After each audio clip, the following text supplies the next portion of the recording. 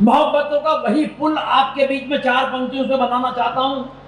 और देखो ये गोविंद राठी की हिम्मत है कि उस दौर में मोहब्बत का पुल बनाना चाहता हूं जब ना तो मोहब्बत की कोई गारंटी बची है ना ही पुलों की। अच्छा अच्छा, बहुत अच्छा। तालियां कम है थोड़ी सी आपकी। ये मकानों में लटके हुए लोगों, अरे लटके नहीं, यहीं पैदा हुए थे। कुछ पकड़ के बैठना बेटा, क्योंकि एक बात ध्यान रखना, आदमी ऊंचाई से गिरे या चरित्र से मरता नीचे वाला ही है। हाँ,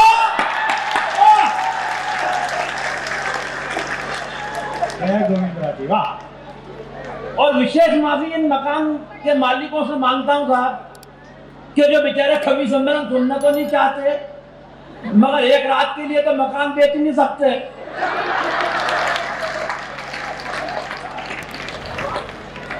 लेकिन अब जब ये मजमा लगी गया है तो आप भी वहां से ताली बजा लेना, शायद हो जाएगा कवि सम्मेलन। इतनी बरसात में इतने लोग मोहब्बत के साथ बैठे हुए हैं।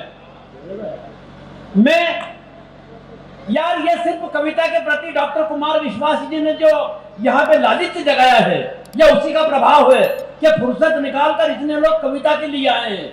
वरना पिछले दिनों मुंबई एक कवि सम्मेलन में था। कवि सम्मेलन के अगले दिन जब जुहू बीच पर घूमने गया तो मैंने देखा कि एक महिला एकांत में बैठकर दहाड़े मार के रो रही। मैं उसके पास गया, सहानुभूति पूर्वक तरीके से उसके कंधे पे हाथ रखा। मैंने कहा, बहन जी क्या बात है, क्यों रो रही हैं? तो वो उछलकर खड़ी हो गई, आंसू पोंछ लिए। भले कुछ नहीं भाई साहब, पिछले महीने पति ने मारा।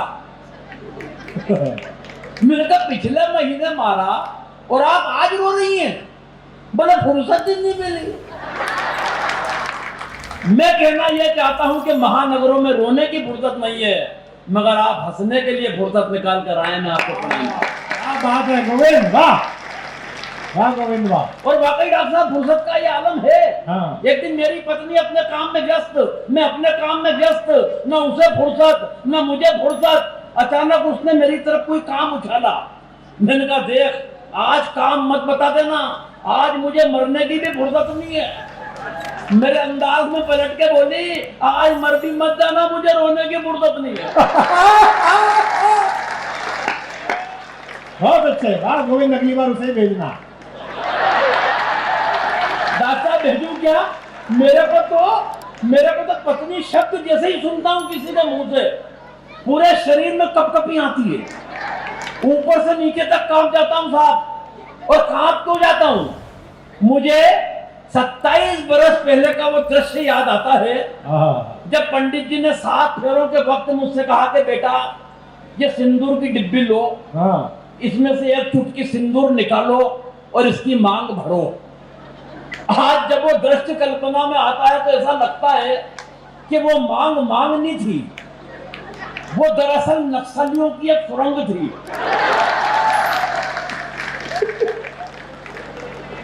और ताली तो पूरा सदन इस बात पे बजाएगा कि सुरंग भी वो वाली थी जिसमें मैंने अपने हाथों से बारूद भिजाई है।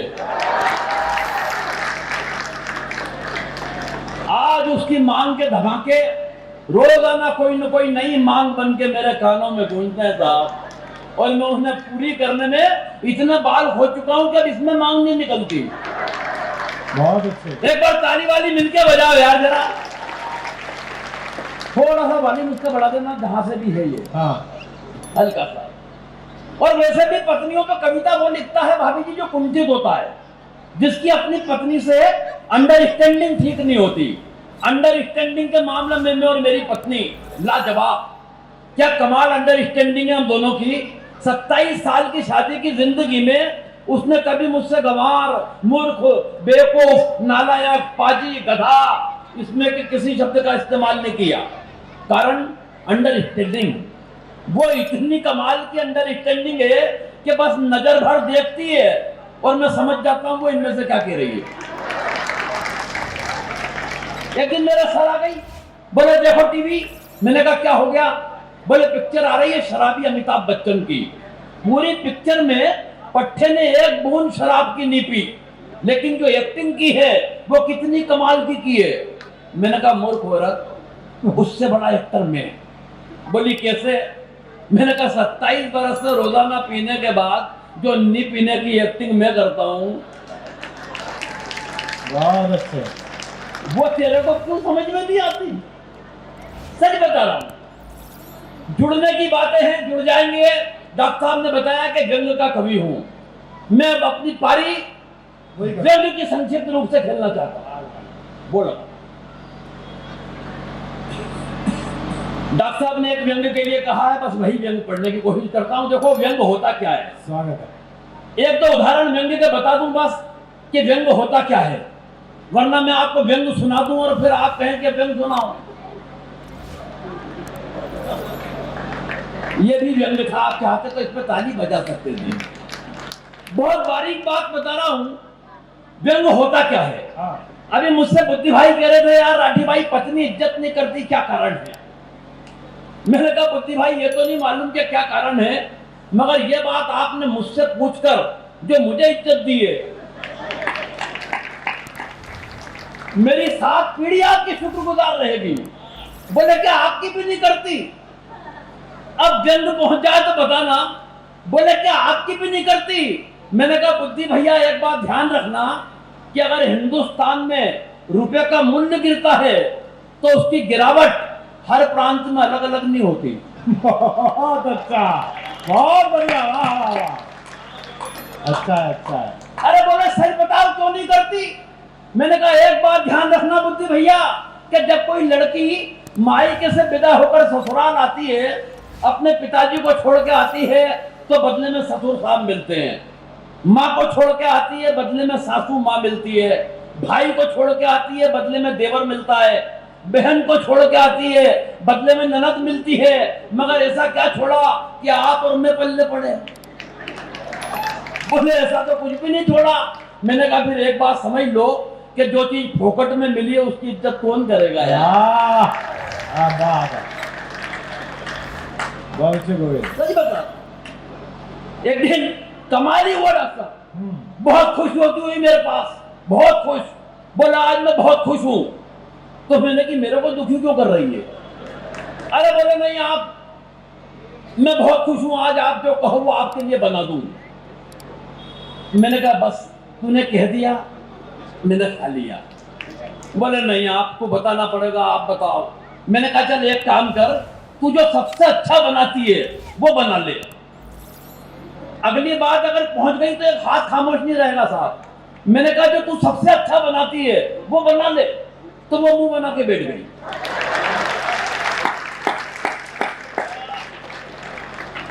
भगवान का मुंह बना के बैठ गई।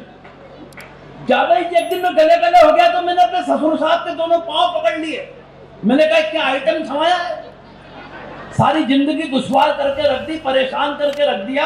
भाई साहब मेरी सारी व्यथा उन्होंने सुनी, फिर मुझे कोने में ले गए और एक कोने में ले जाने के बाद उन्होंने भी एक पंक्ति बोली। मैं अपना सारा दुख दर्द तकलीफ कष्ट वेदना यातना सब भूल गया और मुझे उनसे सिंपैथी हो गई। वो मुझे कोने में ले जाके बोले बेटा मेरी सोच, मेरे पास तो इसकी भी माँ है। तो हमें तो ये संताप भी झेलना पड़ रहा है। अब व्यंग सुन लो और एक बार ताली बजा के बता दो जरा जोरदार तरीके वाली। पहला कवि हूं मैं। व्यंग का उदाहरण बता रहा था। अगर ये व्यंग का उदाहरण आपके बस यहां रखना दिमाग तक, आपकी तालियां बजे न बजे, लेकिन बात अगर यहां पहुंच जाए तो पहुंचाने की कोशिश करना कि यहां से यहां तक की भी यात्रा हो सके। एक पेड़ बहुत परेशान था, एक पेड़ बहुत परेशान था कि उस पे उल्लू बहुत आकर बैठते हैं। एक दिन पेड़ कट गया तो पेड़ बहुत खुश हुआ कि चलो उल्लुओं से छुटकारा मिला।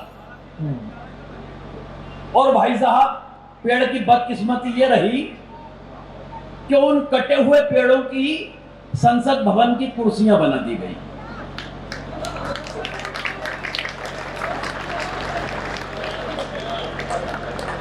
तालियां कम है हालांकि आपकी, तब भी उल्लू ही बैठते थे। अब व्यंग सुन के बताना मैं पढ़ रहा हूं कि एक दिन खुल गए शहर के भाग हमारे, एक मंत्री जी शमशान घाट के उद्घाटन के लिए पधारे। हाँ पता नहीं क्या पीछे से गोल गोल घूम रहा, इतने चक्कर 7 चक्कर लगा दिए, इसके बाद तेरे साथ भेज दूंगा इसे, पूरे फेरे कर गया।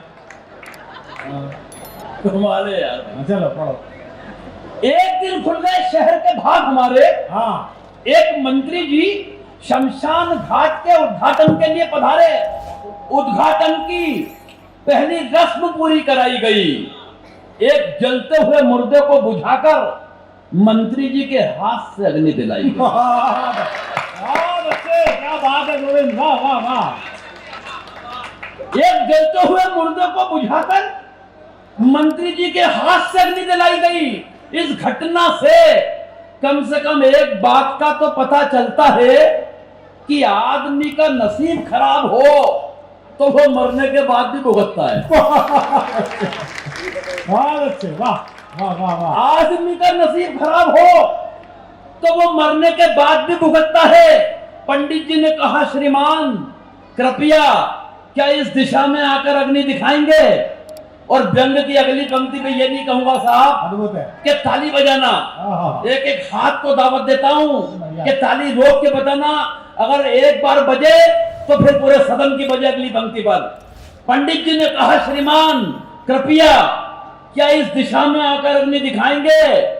मंत्री जी भन्ना कर बोले, आग कहां और कैसे लगानी है मुझे क्या आप समझाएंगे? क्या बात है गोविंद, वाह वाह वाह वाह वाह वाह वाह वाह वाह वाह।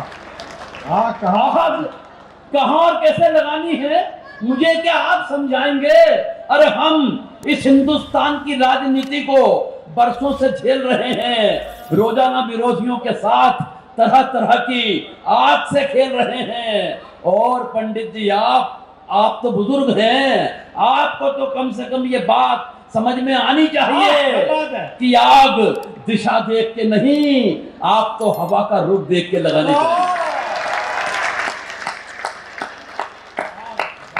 गोविंद क्या बात है। आग तो हवा का रुख देखकर लगानी चाहिए।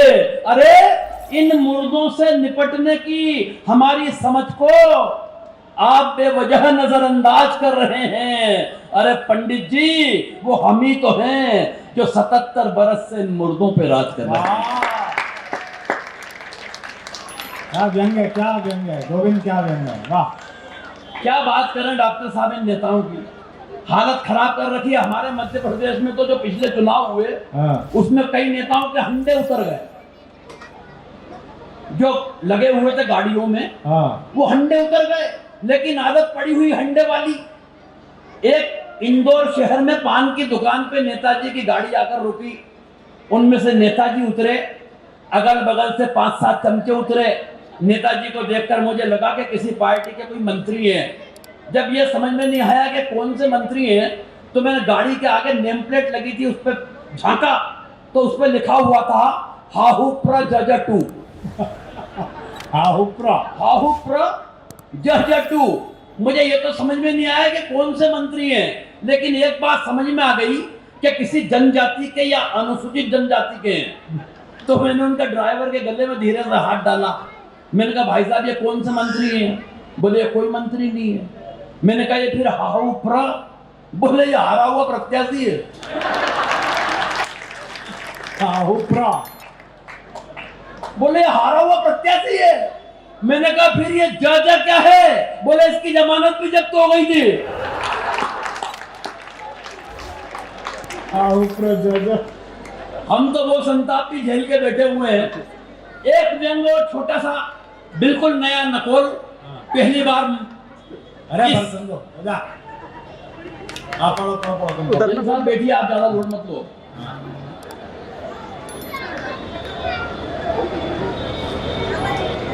कोई बात नहीं, पानी बंद हो जाएगा। देखो ये तो रस बरसा है यार। रस जब बरसता है ना, अभी डॉक्टर साहब 7 दिन की जो यात्रा करके आ रहे हैं जहाज की,